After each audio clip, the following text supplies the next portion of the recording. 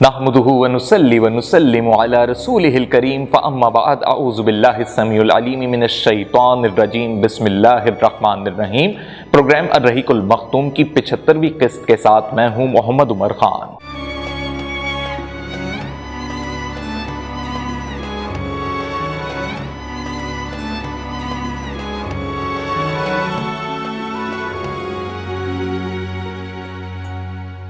ناظرین کرام، گزشتہ قسط میں ہم نے آپ کو بتایا تھا کہ خیبر کے لیے مسلمانوں نے روانگی اختیار کی اور مسلمان خیبر پہنچ گئے، جنگ کے لیے پڑاؤ ڈال دیا اور اب اگلی صبح جو ہے خیبر پہ حملہ ہونا ہے۔ اور آپ صلی اللہ علیہ وسلم نے ایک رات قبل تمام صحابہ کو یہ بتایا تھا کہ میں جھنڈا ایک ایسے آدمی کے حوالے کروں گا جو اللہ اور اس کے رسول سے محبت کرتا ہے، یعنی سب سے زیادہ محبت کرتا ہے۔ دیکھیں، تمام ہی صحابہ محبت کرتے ہیں، لیکن ان تمام صحابہ میں، ان تمام لوگوں میں جو اللہ اور اس کے رسول سے سب سے زیادہ محبت کرتا ہے، تو اللہ کے نبی نے یہ فرمایا تھا کہ میں جھنڈا اس شخص کے حوالے کروں گا، اس صحابی کے حوالے کروں گا جو پھر کل خیبر پہ جب قدم رکھے گا تو پھر خیبر فتح کر دے گا، کیونکہ اللہ کی محبت اور رسول اکرم صلی اللہ علیہ وسلم کے ساتھ عقیدت اس کے جذبہ ایمانی کا بنیادی عنصر ہوگا۔ اب صحابہ کرام بڑے بیتاب تھے کہ اللہ کا رسول اگلی صبح کس صحابی کا نام لے گا، اور وہ کون خوش نصیب صحابی ہوگا جس کے ہاتھ میں یہ جھنڈا ہوگا۔ تو صحابہ مختلف اپنی طرف سے قیاس آرائیاں کر رہے تھے، ان کے ذہن دماغ چل رہے تھے کہ شاید یہ صحابی ہوں، شاید حضرت عمر ہوں، حضرت ابو بکر ہوں، یا کوئی اور صحابی ہو۔ زیادہ جو قریب صحابی تھے ان کے بارے میں سوچا جا رہا تھا، اور ایک صحابی جن کے بارے میں نہیں سوچا جا رہا تھا،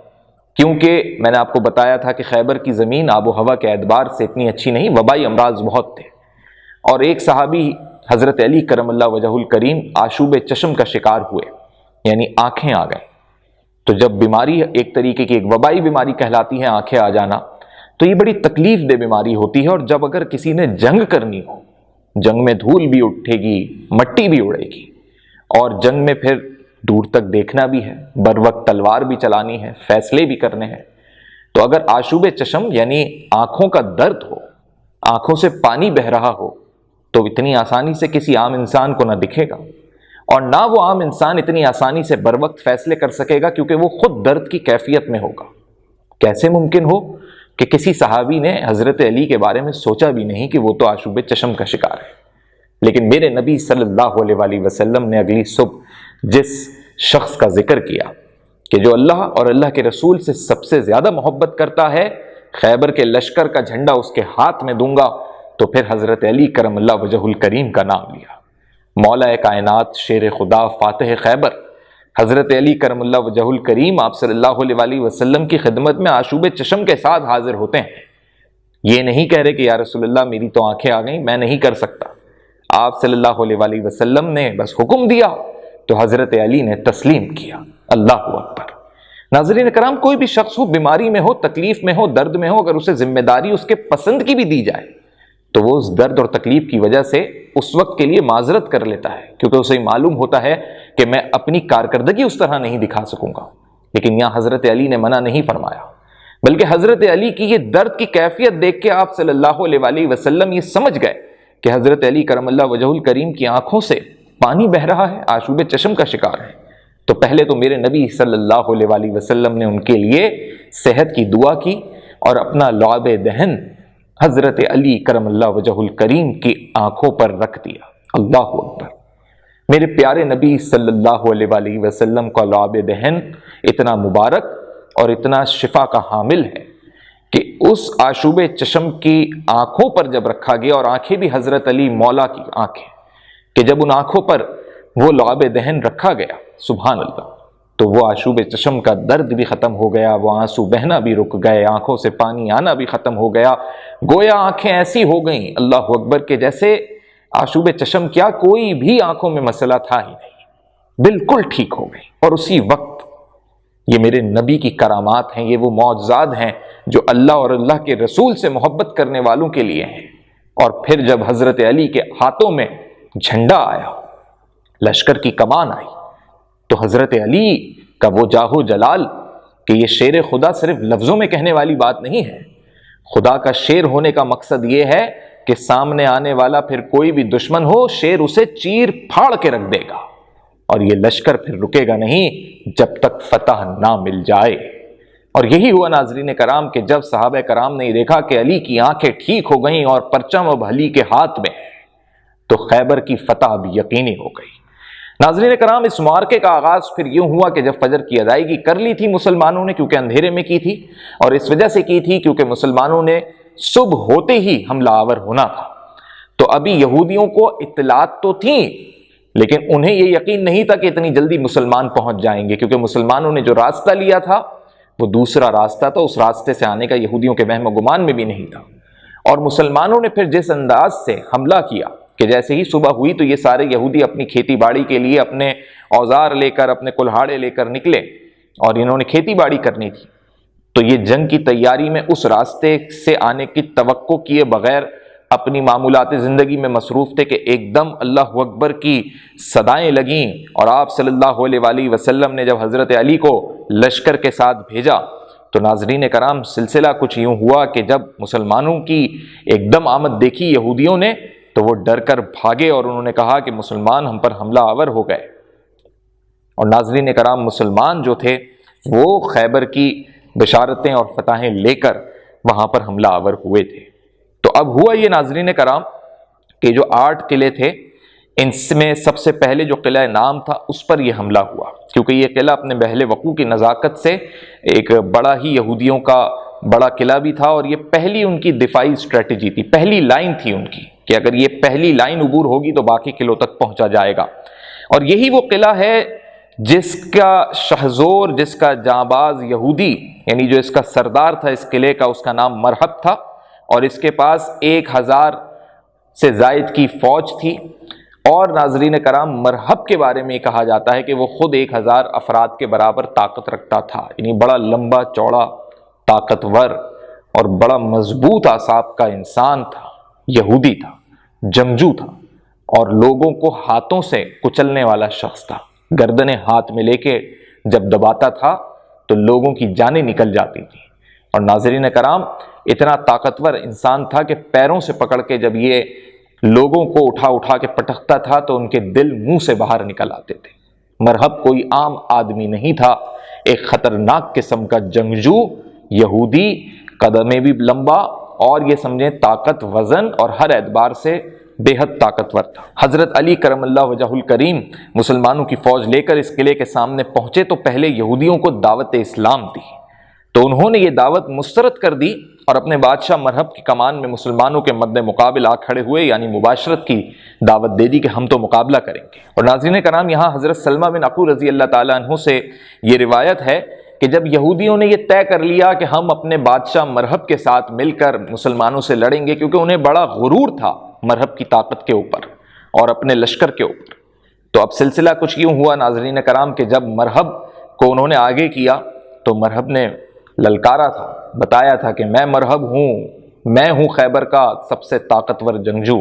میرا مقابلہ کوئی نہیں کر سکتا۔ وہ اپنی جگہ پہ باتیں صحیح کر رہا تھا لیکن غرور اور تکبر ہمیشہ خاک میں ملتا ہے۔ تو حضرت سلمہ بن عقو نے کہا کہ میرے چچا، وہی حضرت عامر بن عقو جن کے بارے میں آپ صلی اللہ علیہ وآلہ وسلم نے خیبر پہنچنے سے پہلے دعا کی تھی، تو ان کو اتنا زیادہ غصہ بھی تھا، اور مسلمانوں کے لیے، اللہ کے رسول کے لیے اور اللہ کے دین کے لیے وہ خود بھی اپنی قربانی دینا چاہتے تھے، تو انہوں نے کہا کہ میں سب سے پہلے اس کا مقابلہ کروں گا۔ اور جب حضرت عامر زخمی ہو گئے مرحب سے مقابلہ کرتے کرتے، بڑی کوشش کی مرحب کے اوپر انہوں نے وار کرنے کی، لیکن وہ زخمی ہو گئے اور یہیں پر ان کی شہادت بھی رونما ہوئی، اور اللہ کے رسول نے یہی بشارت دی تھی، یہی دعا کی تھی ان کے بارے میں۔ اب حضرت علی کرم اللہ وجہ الکریم آگے بڑھے۔ تو ناظرین کرام جب حضرت علی سے اس یہودی کا مقابلہ ہوا تو یہ یہودی پوچھتا ہے کہ تم کون؟ حضرت علی نے جب اپنا تعارف کرایا تو یہ سٹ پٹا گیا۔ علی نے بتایا کہ میں علی ابن طالب ہوں، میں ابو طالب کا بیٹا ہوں، میں عبد المطلب کا پوتا، میں وہ ہوں جن کے ہاتھ میں کعبے کی کنجیاں ہیں، میں وہ ہوں جن کے گھرانے میں اللہ نے دین اسلام کو اتارا ہے، اور میں وہ ہوں جسے اللہ کے رسول نے خیبر کے لیے منتخب کیا ہے، اور میں تیرا ایسا مقابلہ کروں گا کہ آج تک تیرا مقابلہ کسی اللہ کے شیر سے نہیں ہوا ہوگا۔ اور یہ صرف حضرت علی کے الفاظ نہیں تھے، کہ وہ جذبہ ایمانی تھا کہ جب علی کی ذوالفقار چلی اور جب علی نے مرحب کا مقابلہ کیا تو ناظرین کرام پھر مرحب کیا، مرحب کا قد کیا، مرحب کی طاقت کیا، مرحب کا زور کیا، مرحب کا غرور کیا، اور پھر مرحب کٹا پڑا تھا۔ ناظرین کرام، تاریخ میں یہ بات کہی جاتی ہے کہ جب اس قلعے کا دروازہ اکھاڑا جا رہا تھا تو حضرت علی نے اکیلے اس قلعے کا دروازہ اکھاڑ دیا۔ اور ناظرین کرام، آج کی تاریخ میں بہت سے لوگ اس جگہ گئے خیبر میں، انہوں نے اپنی وہاں ویڈیوز بنوائی، ان ویڈیوز میں دکھایا کہ قلعے کون کون سے ہیں اور جو یہ قلعہ ہے اس کا دروازہ کتنا بڑا تھا۔ ہم بڑے دعوے نہیں کرتے کہ کچھ لوگوں کے دعوے یہ ہیں کہ بڑا طویل ترین دروازہ تھا، لیکن آج کی ویڈیوز میں بھی ان دروازوں کو اگر دیکھا جائے تو ایک عام آدمی کے اکیلے ہاتھ سے اٹھانے والا وہ دروازہ نہیں دکھائی دیتا، لیکن حضرت علی کرم اللہ وجہہ الکریم نے اس سخت ترین، وزنی اور طویل القامت اس دروازے کو اللہ کا نام لے کے جب اٹھایا، اللہ اکبر کہہ کے، تو آپ سوچ سکتے ہیں کہ جو دروازہ آج کی تاریخ میں کرینوں سے اٹھایا جائے، عام لوگوں سے نہ اٹھایا جا سکے، ایک ہاتھ سے نہ اٹھایا جا سکے، تو حضرت علی نے اس دروازے کو اٹھا کے پٹخ دیا، اور یوں فتح خیبر کا پہلا قدم پڑ گیا اور مرحب بھی قتل ہو گیا۔ اب ناظرین کرام، مرحب کا جو بھائی تھا یاسر، پھر وہ کہتا ہوا نکلا کہ کون ہے جو میرا مقابلہ کرے، تو حضرت زبیر رضی اللہ تعالیٰ عنہ میدان میں اترے، تو ان کی والدہ بھی وہاں موجود تھیں، حضرت صفیہ رضی اللہ تعالیٰ عنہ۔ تو آپ صلی اللہ علیہ وسلم ہر صحابی کے بارے میں دعا کرتے تھے، وہ دیکھ رہے ہوتے تھے جنگ کے جو واقعات ہو رہے، تو حضرت زبیر کے بارے میں جب دعا کی تو حضرت صفیہ سمجھی کہ جیسے حضرت عامر بن عقو کے بارے میں دعا فرمائی تھی تو وہ شہید ہو گئے، تو ماں کی ایک محبت ہوتی ہے، تو انہوں نے کہا کہ یا رسول اللہ میرا بیٹا بھی شہید ہو جائے گا،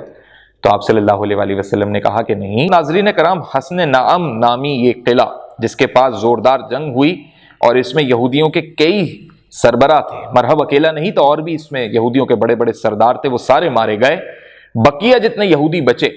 وہ بھاگے اور بھاگ کے پیچھے والے قلعے میں جا کر چھپ۔ اب یہ سارے یہودی قلعہ صحاب میں چھپ گئے، اس قلعے کا نام قلعہ صحاب ہے اور یہ دوسرا قلعہ ہے۔ یہی دیکھیں ان کی دفاعی اسٹریٹجی تھی، حکمت عملی یہودیوں کی یہ تھی کہ اگر پہلے قلعے پر کوئی حملہ آور ہوتا ہے، اول تو وہ اتنا مضبوط بنایا، مرحب جیسا شخص وہاں رکھا، بڑی وہاں پر فوج رکھی، یہودیوں کے سردار بھی تھے،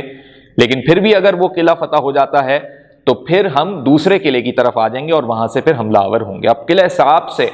مسلمانوں نے اپنا مقابلہ کرنا ہے، اور اب اس قلعے کی جانب جب بڑھے تو ناظرین کرام یہ دوسرا بڑا مضبوط قلعہ تھا، اور حضرت حباب بن منذر انصاری رضی اللہ تعالیٰ عنہ کی کمان میں اس قلعے پر حملہ کیا گیا۔ 3 روز تک اس قلعے کا گھیراؤ کیا گیا، اور تیسرے دن رسول اللہ صلی اللہ علیہ وسلم نے خصوصی دعا کی تو جا کے یہ قلعہ فتح ہوا۔ ابن اسحاق کا یہ بیان ہے کہ قبیلہ اسلم کی ایک شاخ تھی بنو سہم کے لوگ، وہ رسول اللہ کی خدمت میں حاضر ہوئے اور عرض کیا کہ ہم لوگ اب تھک چکے ہیں، چور ہو گئے، کیونکہ کھانے پینے کا اتنا بندوبست نہیں ہوتا لشکر کے پاس، اور جب جنگ ہو رہی ہوتی ہے اور جو یہ پہلا قلعہ فتح کیا ہے جس کا نام قلعہ حصن نعم ہے، مرحب کا جو قلعہ تھا، اس کو جب فتح کر دیا تو مسلمانوں کی ہمت لازمی سی بات ہے کم ہوگی، تھک جائیں گے، اور پھر 3 دن تک دوسرے قلعے کا تعین کرنا کہ اس کا پورا محاصرہ کیے رکھنا، گھیراؤ کیے رکھنا، تھکن سے برا حال ہوتا ہے۔ تو نبی صلی اللہ علیہ وسلم نے خصوصی دعا کی کہ یا اللہ بس آج کے دن اس قلعے کو فتح کر دے، اس قلعے کو مسلمانوں کے ذریعے فتح کرا دے۔ اور یہی ہوا ناظرین کرام کہ اس قلعے کے اندر سب سے زیادہ یہودیوں کے پاس غلہ، اناج، گوشت، چربی، تیل، گھی سب موجود تھا، بڑا غذائی اجناس موجود تھا، بڑی خوراک موجود تھی، اور یہ قلعہ اگر فتح ہو جاتا وقت پہ تو یقین مانیے مسلمانوں کے اندر تر و تازگی آ جاتی، ہمت آ جاتی۔ جنگ لڑنے کے لیے ایک مشقت محنت کا کام ہے، خوراک ضروری ہے، لیکن جب اتنا طویل 100 میل سے زائد کا سفر کر کے آئیں، پھر پڑاؤ ڈالیں، پھر گھیراؤ کریں، پھر پہلا قلعہ فتح کرنے میں مکمل ایک جنگ ہوئی، اور دوسرے قلعے میں آ کے 3 روز کے گھیراؤ کے بعد ہمت کتنی رہے گی انسان میں۔ یہ بھی بڑی بات ہے کہ مسلمانوں کی اتنی ہمت اور بقا اور سلامتی کے لیے اپنی جد و جہد جاری رہی۔ لیکن ناظرین کرام، جب آپ صلی اللہ علیہ وسلم نے دعا فرمائی تو اسی قبیلے کے جو لوگ آئے تھے، بنو اسلم کی جو بنو سہم نامی ایک قبیلہ تھا، تو سورج ڈوبنے سے پہلے ہی یعنی عصر کے وقت یہ قلعہ صاحب بھی فتح ہو گیا، اور پھر خیبر میں کوئی ایسا قلعہ نہ تھا جو اس قلعے سے زیادہ خوراک سے بھرا ہوا ہو۔ یعنی اندر جب اس قلعے میں مسلمان داخل ہوئے، خوب خوراک کا بندوبست تھا، مزے سے مسلمانوں نے کھایا پیا، لیکن ایک نتیجہ یہ بھی نکلا کہ لوگوں کو جیسے ہی فتح حاصل ہوئی اس قلعے پہ تو کچھ مسلمانوں نے گدھے ذبح کر دیے اور وہ چولہوں کی ہانڈیوں پر چڑھا بھی دیے تھے، لیکن آپ صلی اللہ علیہ وسلم کو اس بات کی خبر مل گئی اور آپ صلی اللہ علیہ وسلم نے، حالانکہ وہ پک چکا تھا وہ گوشت، لیکن آپ صلی اللہ علیہ وسلم نے پہنچ کر وہاں منع کر دیا کہ گھریلو گدھے کا گوشت جو ہے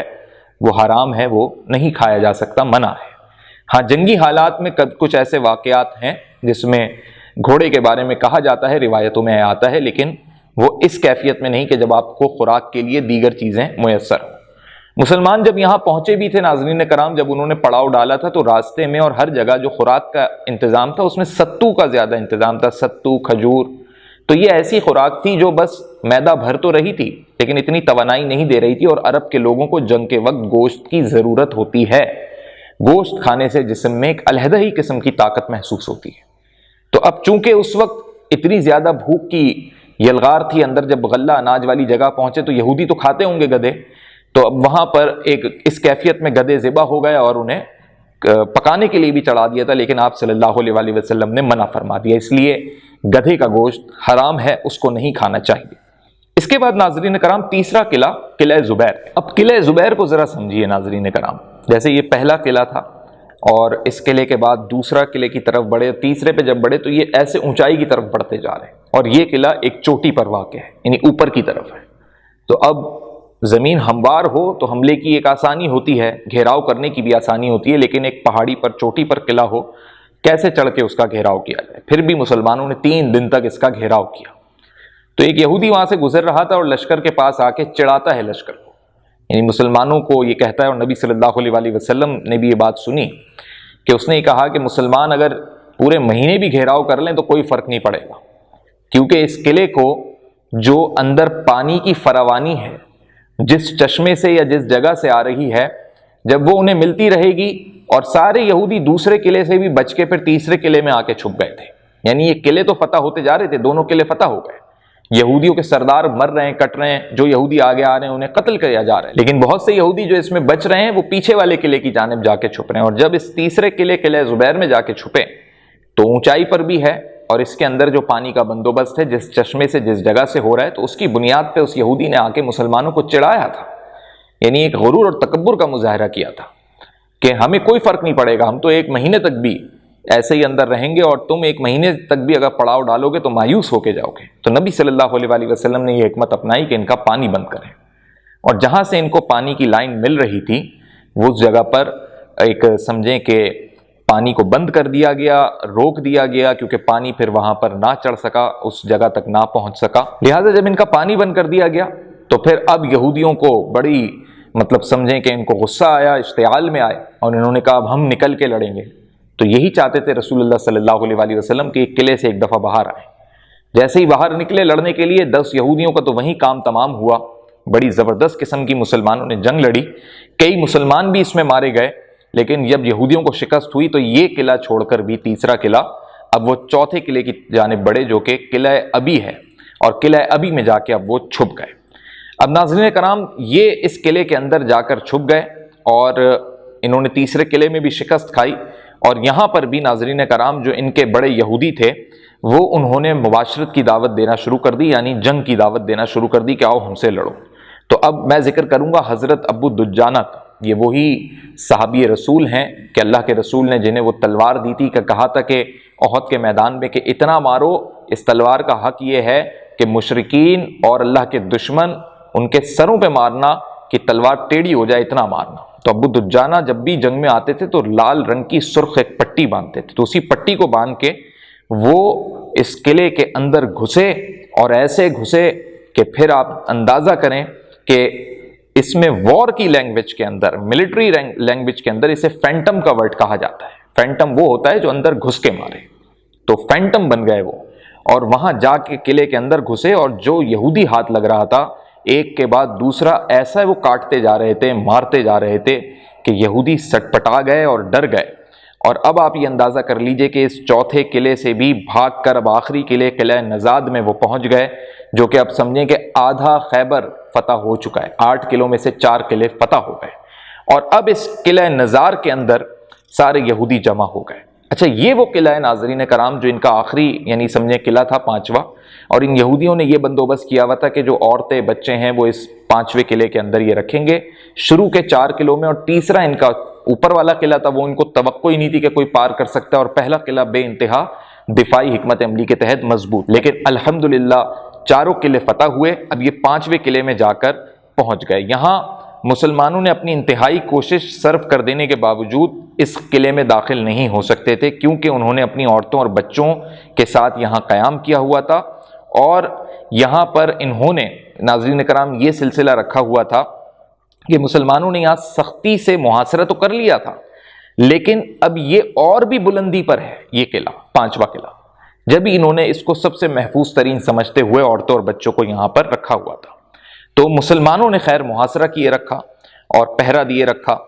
اور ان کی یہ جرت نہیں ہو رہی تھی کہ نکل کے اب یہ مسلمانوں کا مقابلہ کر سکیں، لہٰذا یہ تیر برسا رہے تھے اور پتھر پھینک رہے تھے۔ اب یہ اتنی اونچائی پر ہیں کہ پانی بند کرنے والا بھی اب کوئی سلسلہ نہیں کہ یہ باہر نکلیں تو ان سے مقابلہ، خود سے بھی نہیں نکل رہے، مسلمان چڑھ کے بھی حملہ نہیں کر سکتے۔ اب تاریخ اسلام میں پہلی دفعہ آپ دیکھیے گا کہ ایسی حکمت عملی جو بھرپور جنگی حکمت عملی ہے، اور پھر اس کے بعد یہی حکمت عملی حضرت صلاح الدین ایوبی نے اپنائی تھی جب فلسطین کو فتح کرنے نکلے تھے، تو یہ منجیک کہلاتی ہے، منجیک کی حکمت عملی۔ منجیک کیا ہوتی ہے ناظرین کرام؟ اس وقت گولہ باری کرنے کے لیے جب کوئی چیز اونچے مقام پر ہو تو اب نہ وہاں تیر نہیں پہنچ سکتے، دیکھیں اوپر سے نیچے تیر آ سکتا ہے، نیچے سے تیر ماریں گے ایک جگہ تک جائے گا، پھر زمین کی جو گریویٹیشنل فورس ہے وہ اس کو واپس اپنی طرف کھینچ لے گی، تو تیر اتنے اونچے جا ہی نہیں سکتے، نیزہ باز بھی اتنے زیادہ کتنی طاقت سے بھیجیں گے، یہ بہت اونچے پہاڑی پہ ہی تھا سمجھے، یہ چوٹی بھی نہیں مکمل ایک پہاڑی تھی، تو اب اس قلعے کو دروازہ اس کا توڑنے کے لیے ضروری تھا کہ کوئی بھاری بھرکم چیز اس پر ماری جائے، یعنی کوئی گولہ مارا جائے یا پتھر جو بڑے بڑے ہوتے ہیں اس کے گولے مارے جائیں، لیکن وہ پتھر کیسے اٹھا کے پھینکے جائیں؟ تو منجیک ناظرین کرام ایک اس قسم کی توپ نما چیز ہوتی تھی جو لکڑی کی بنتی تھی، رسی سے اس میں کھچاؤ پیدا کیا جاتا تھا، اس میں دباؤ پیدا کیا جاتا تھا، اور پھر جیسے کوئی چمچہ آپ سمجھیں، اس چمچے یا ہانڈی کا جو چمچہ ہوتا ہے ایسی ایک کلیا بنائی جاتی تھی جس کے اندر بڑا پتھر رکھا جاتا تھا، جب پیچھے سے رسی چھٹتی تھی تو یہ دباؤ کے ساتھ اس پتھر کو پھینکتا تھا تو ایک گولہ بن کے جاتا تھا پتھر، تو یہ منجیک پہلی دفعہ وہیں تیار ہوئی، اور وہیں پر مسلمانوں نے اس منجیک کے ذریعے اس قلعہ نزار پہ حملہ کیا۔ اب اس منجیک کے ذریعے اس قلعے کی دیواروں میں شگاف پڑ گئے، دروازہ ٹوٹنے لگ گیا، جیسے ہی شگاف پڑا دیوار گری، مسلمان چڑھتے ہوئے اللہ اکبر کہتے ہوئے اس قلعے میں داخل ہو گئے۔ نہ صرف داخل ہوئے بلکہ جس جرت اور جس بلند نعروں کے ساتھ داخل ہوئے، نعرہ تکبیر کہتے ہوئے داخل ہوئے، یہودی اتنے ڈر گئے کہ وہ اپنے بال بچے، بیوی، عورتیں، اپنے گھر کے سب چیزوں کو چھوڑ کے بھاگے، یعنی ایسے بھاگے کہ انہوں نے پلٹ کے اپنی عورتوں اور بچوں کو بھی ساتھ لے جانا گوارا نہیں کیا، اپنی جان ان کو اتنی پیاری لگی کہ وہ ڈر اور سہم گئے تھے، اور وہ وہاں سے مسلمانوں کے اس روب دبدبے اور بربریت کی وجہ سے بھاگے۔ اور اب آپ یہ سمجھ لیجئے کہ یہ جو پورا خیبر ہے 2 حصوں پہ میں نے آپ کو بتایا کہ ایک حصہ جو کہ شک کہلاتا ہے اس کا، جو کہ نطات اور شک کے نام سے مشہور ہے، دوسرا حصہ اس کا کہلاتا ہے کیتبہ، تو یہ اب کیتبہ کی جانب بھاگے، آدھا اس سے زیادہ خیبر فتح ہو گیا، اور ان کے جو پیچھے خواتین بچے رہ گئے وہ قیدی بن گئے، اور ناظرین کرام یہ خیبر کی سمجھیں آدھی فتح ہو گئی، آدھی سے زیادہ 5 اہم قلعے فتح ہو گئے، کیونکہ اب جو دوسرا حصہ ہے خیبر کا کیتبہ کہلاتا ہے، اس کے اندر مزید 3 قلعے موجود ہیں، اور ان 3 قلعوں کے اندر اب اتنی جنگی جرت مندی یا جفاکش مندی نہیں ہے، لہٰذا اب یہ وہ قلعے ہیں جہاں پہ یہودی بس اپنے سمجھیں کہ اپنے ریگولر روٹین کو اپناتے ہیں۔ تو اس میں یہودیوں کا جو ابو الحقیق تھا، جس کو قتل کرنے کے لیے بنو خزرج کے مسلمان آئے تھے اور آپ صلی اللہ علیہ وآلہ وسلم کے حکم کی روشنی میں اس کو قتل کر کے گئے تھے، اب یہ وہ جگہ پہنچ چکے ہیں۔ اب ناظرین کرام جب مسلمان اس جگہ تک پہنچ گئے، یعنی پہلا حصہ مکمل ہو گیا، اب دوسرے حصے میں آ گئے، اور 3 قلعے ہیں، اور اب پتہ ہے مسلمانوں کو کہ اس میں اتنے زیادہ جنگجو نہیں ہیں، لیکن وہ بنے ہوئے ایسے ہیں، وہ تمام تر قلعے کے اونچائی پہ بنے ہوئے ہیں، دروازے ان کے بند ہیں، تو انہوں نے یہ کیا کہ انہوں نے مسلمانوں کو اندر نہیں داخل ہونے دیا، نہ انہوں نے دعوت اسلام قبول کی، کیونکہ ہر قلعے کو فتح کرنے سے پہلے مسلمان صحابہ کرام یہ اعلان کر رہے تھے کہ دین اسلام قبول کر لو، نہیں تو تم سے پھر جنگ ہوگی، کیونکہ تم اللہ اور اللہ کے رسول کے دشمن ہو۔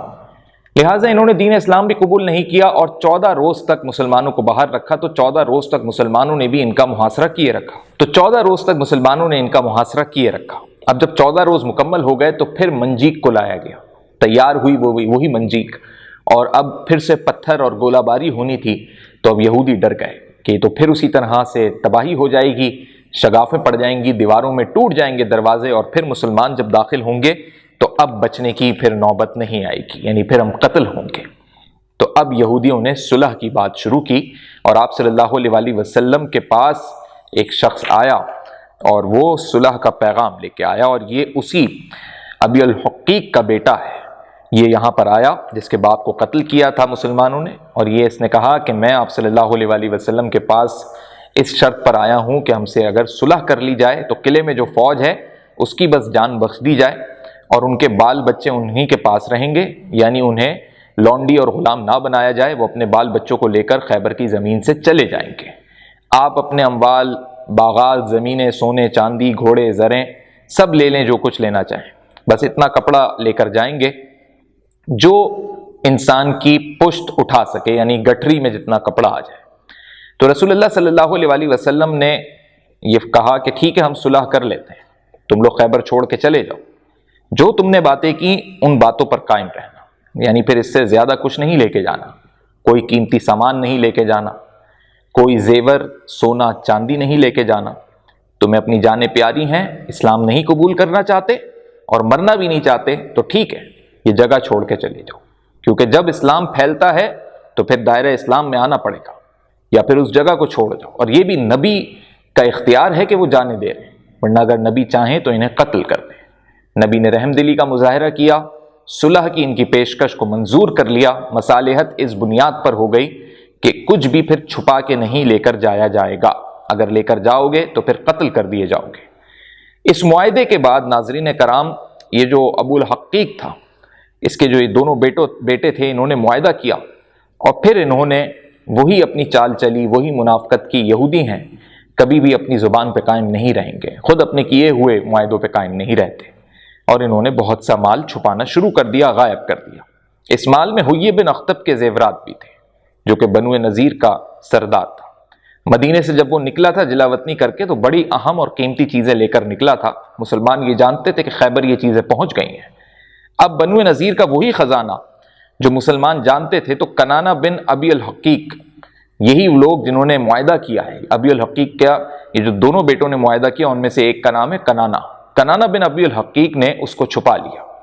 جب جانے لگے تو آپ صلی اللہ علیہ وآلہ وسلم نے دریافت کیا، تو اس نے کہا کہ ہمیں معلوم ہی نہیں، اور ہم کیوں لے کے جائیں گے۔ اچھا، اس نے یہ خزانہ ناظرین کرام ایک جگہ پر چھپایا تھا، ایک کھیت کے پاس، یعنی اس کی زمین کھود کے وہاں دفنا دیا تھا۔ تو نبی صلی اللہ علیہ وآلہ وسلم نے کہا کہ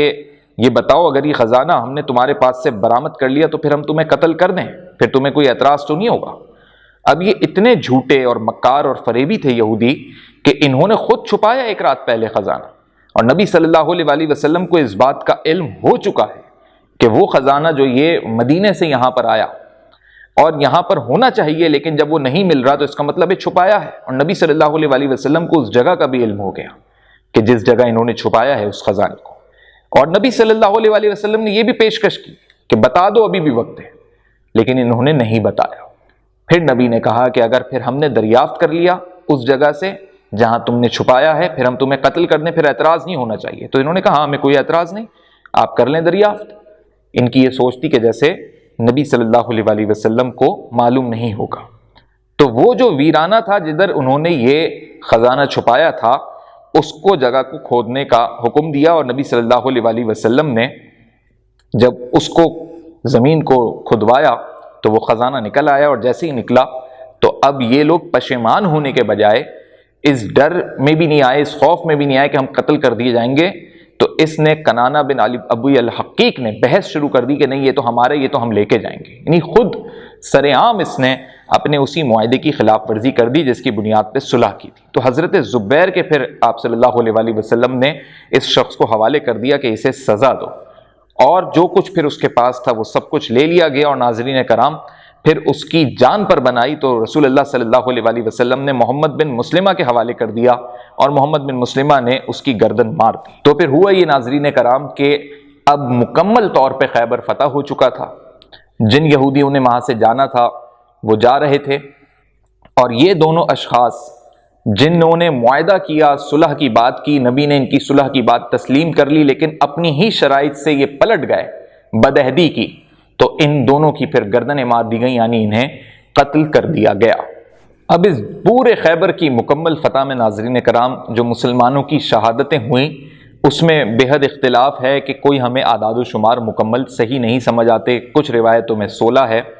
کچھ روایتوں میں ناظرین کرام یہ تعداد 18 بتائی جاتی ہے، اور کچھ روایتوں میں 23 مسلمانوں کے نام ملتے ہیں۔ اس لیے ہم یہ نہیں کہہ سکتے کہ کل کتنے مسلمانوں کی شہادت ہوئی، اندازہ لگا سکتے ہیں کہ کم از کم 16، زیادہ سے زیادہ 23، 24 یا 25 کے قریب مسلمانوں نے جام شہادت نوش فرمایا۔ اور ناظرین کرام اس میں یہودیوں کو بھی قتل کیا گیا، اور خیبر پہ اب مکمل طور پہ مسلمانوں کا کنٹرول آ گیا۔ اب 2 مزید وادیاں ہیں، ایک وادی فدق ہے اور ایک وادی القرا ہے، جو خیبر کے قریب ہے، خیبر کا حصہ نہیں ہے، اس لیے اسے فتح خیبر میں شامل نہیں کیا جائے گا، اور ان دونوں جگہوں پہ مسلمان علیحدہ علیحدہ یا تو غزوات کریں گے یا فوجی مہمات کریں گے، لیکن اس سے قبل جو مال غنیمت اب مسلمانوں کے ہاتھ لگا ہے خیبر کی اس فتح میں، اس میں خواتین بھی ہیں، اس میں لونڈیاں بھی ہیں، اس میں جانور بھی ہیں ان کے، اس میں آپ یہ سمجھ لیجئے کہ مویشی سمیت کھجوروں کے باغات اور بڑا مال اب مسلمانوں کے پاس آ چکا ہے، جو اللہ نے مسلمانوں سے وعدہ کیا تھا۔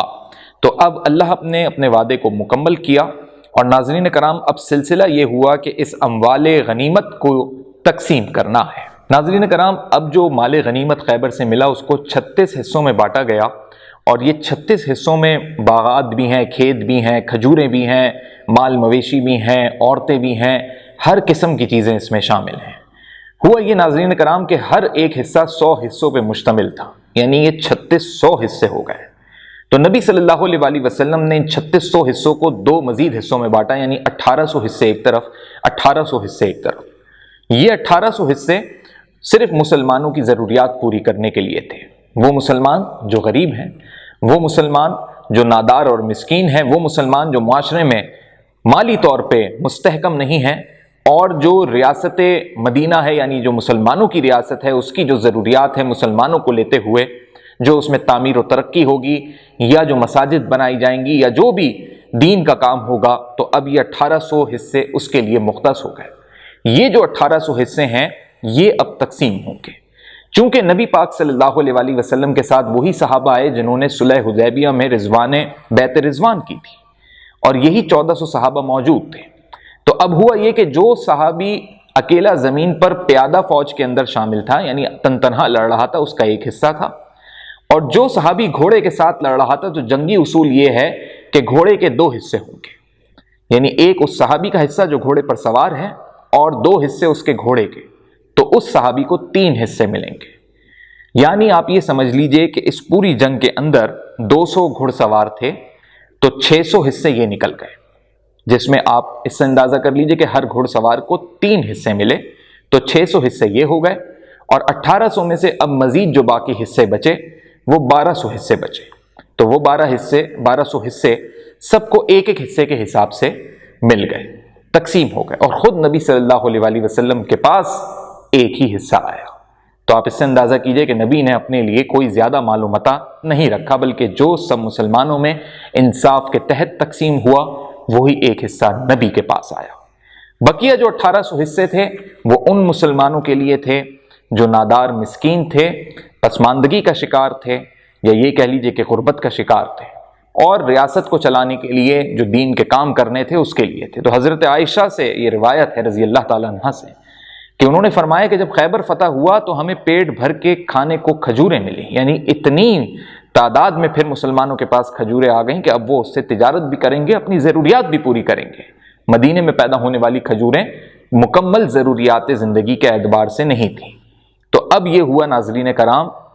کہ وہ مہاجر صحابہ جب ہجرت کر کے آئے تھے تو اللہ کے رسول کے حکم کے مطابق انصار نے سب کچھ اپنا آدھا آدھا دے دیا تھا، تو ان مہاجر صحابہ نے اب ان کی انصار بھائیوں کی وہ چیزیں لوٹا دیں۔ اللہ اکبر۔ اخوت کا بنیادی درس یہ ہے کہ آپ کے پاس وقتی طور پہ مالی محتاجگی ہے، تنگ دستی ہے، کوئی مسلمان بھائی آپ کی مدد کرتا ہے، انصار نے تو بڑا دل کھولا کہ آدھی آدھی چیزیں دے دی، لیکن اب وقت یہ آ گیا کہ آپ کی محتاجگی اور تنگ دستی دور ہو گئی، تو جس نے آپ کو وہ قرض حسنہ دیا یا تحفہ بھی دیا، کیونکہ اس وقت انصاری صحابہ کرام نے یہ سوچ کر نہیں دیا تھا کہ ہمیں واپس ملے گا، لیکن یہاں جب مسلمانوں کے پاس اللہ نے مال غنیمت کے طور پہ اتنا مال دے دیا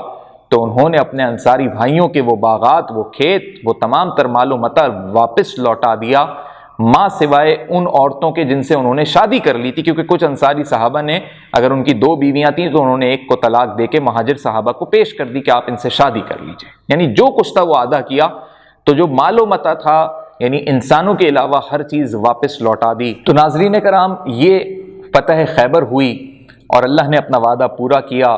اموال کی تقسیم ہو گئی، اور اسی دوران